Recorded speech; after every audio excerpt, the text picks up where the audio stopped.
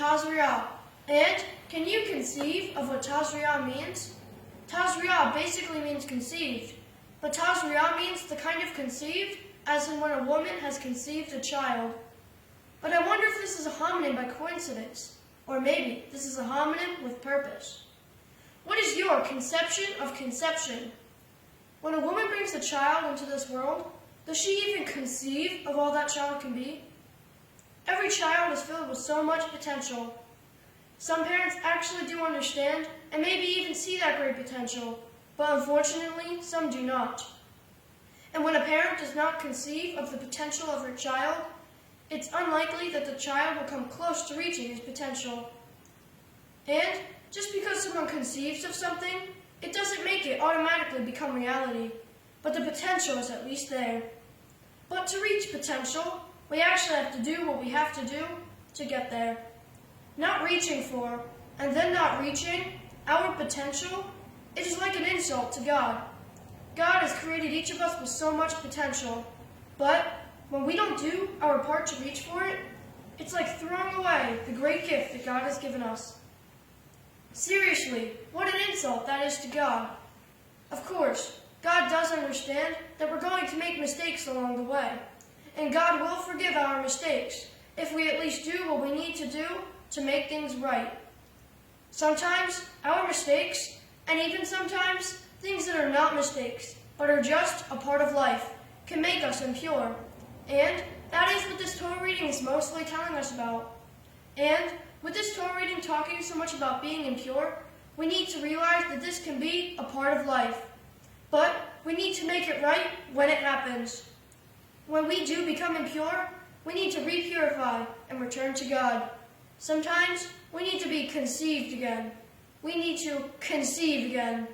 We need to reconceive who and what we can be.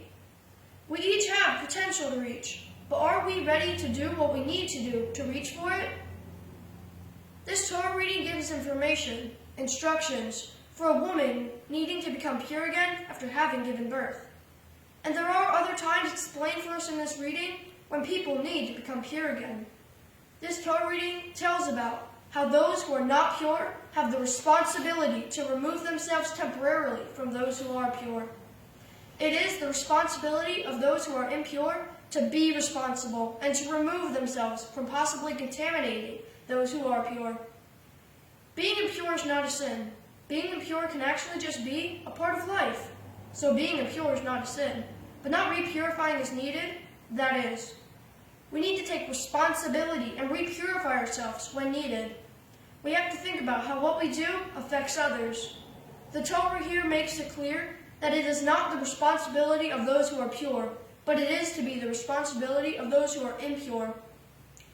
That's why it never made sense to me that healthy kids or others were being told to wear masks. It only made sense to me that the unhealthy ones should maybe wear masks if they were going to let themselves be around the healthy.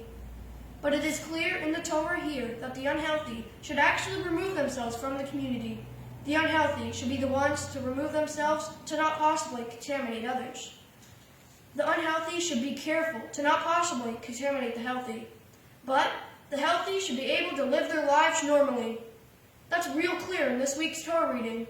The healthy should be able to rightly breathe. The breathing of the healthy should not be stifled. In this reading, it is instructed to be the responsibility of the impure to proclaim, when possibly coming close to the pure, to proclaim, unclean, unclean, tameh, tameh, impure, impure. Those who are impure need to remove themselves from the community. They need to, badad yeshev, live apart.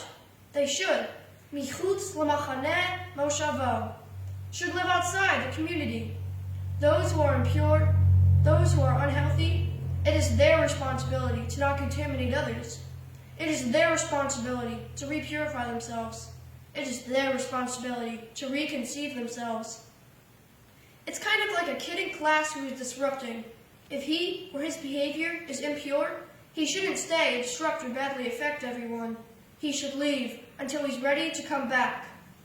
It is the responsibility of those with the issue to not ruin things for others. And sometimes there may be people who don't get to come back if they don't do what they have to do to make things right. And in this reading, those who are not unhealthy, those who are not impure, those who are pure, those who are healthy, they should be able to live their lives as normal. They don't need to conceive again. They don't need to be conceived again. Their lives do not have to go through such a repurification if they are already pure. It is the responsibility of those who are impure to make themselves pure again. And if they are going to be near the pure, then it is the responsibility of the impure to warn the pure and to stay away from them. The impure need to warn, Tameh, Tameh, impure, impure. Those who are impure need to remove themselves from the community.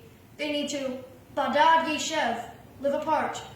Sometimes we need to step away before we step back and start again. Sometimes we need a clean start. We sometimes need to repurify to be ready to return to God. Sometimes we need to be conceived again. We need to conceive again. We need to reconceive who and what we can be. We each do have potential to reach, but are we ready to do what we need to do to reach for it? Are we prepared to step away before we step back and start again? This Shabbat would be a good time for us all to think about doing what we need to do, to step away before we step back, to get the clean start that we need to repurify and to be better ready to return to God. And I'll let you think about that, and I'll wish you Shabbat Shalom.